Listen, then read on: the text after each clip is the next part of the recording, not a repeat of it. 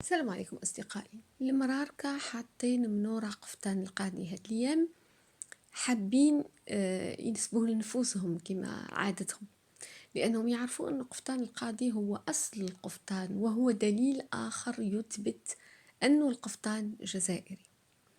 كما تعرفوا في 1550 عندما جاءوا الأتراك عندنا، جابوا معاهم هذا القفطان اللي هو في البداية كان لباس رجالي. استطاعت الخياطات الجزائريات المبدعات أنها تحولوا أيضا إلى لباس نسائي.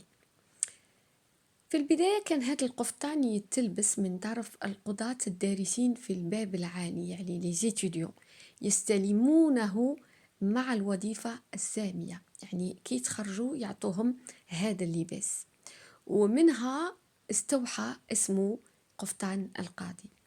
كان البشوات والدايات والأغوات أيضا يحبوا يلبسوه لأنه كان لباس فخم جدا. اشتهر في قسنطينة في بداية ظهوره، لكنه كان موجود في العاصمة وتلمسان ووهران وغيرها.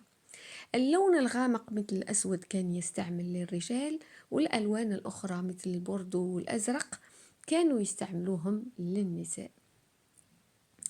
قفطان القاضي يعني مكلف جدا وغالي الثمن، والرسومات اللي كانت مستوحاة فيه معمولة فيه مستوحاة من الطبيعة مثل الأوراق والأزهار وأغصان الأشجار والحيوانات، منها فرخ الطاووس اللي تبقى هذه الرشمة الجميلة أو الطرزة الجميلة هي رمز للتطريز الجزائري.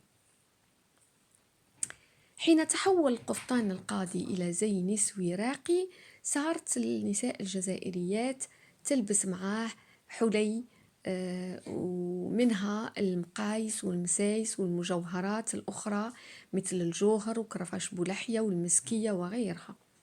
توجد عدة أنواع من القفطان في الجزائر، منها قفطان البهجة، قفطان الداي، قفطان القرنفلة الخاص بمدينة عنابة، قفطان التلمساني، قفطان الباي، قفطان المنصورية، قفطان المحرزات، قفطان الجلوة والفريملة والقاط. والقاط هذا بالمناسبة أيضا هو نوع كان موجود بزاف في الشرق الجزائري.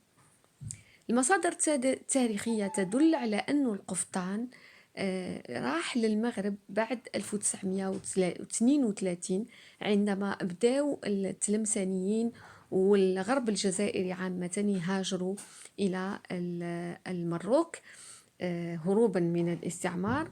وفي هذا الوقت علموا هذه الصناعة وهذه الفنون إلى أهل سلطنة فاس وسلطنة مراكش في هذاك الوقت، ووصل عندهم القفطان وبداوا المراركة هما أيضا يصنعوا فيه.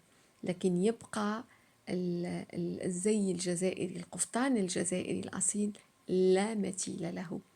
الجزائر هي الأصل أصدقائي، والباقي كله تقليد. سلام.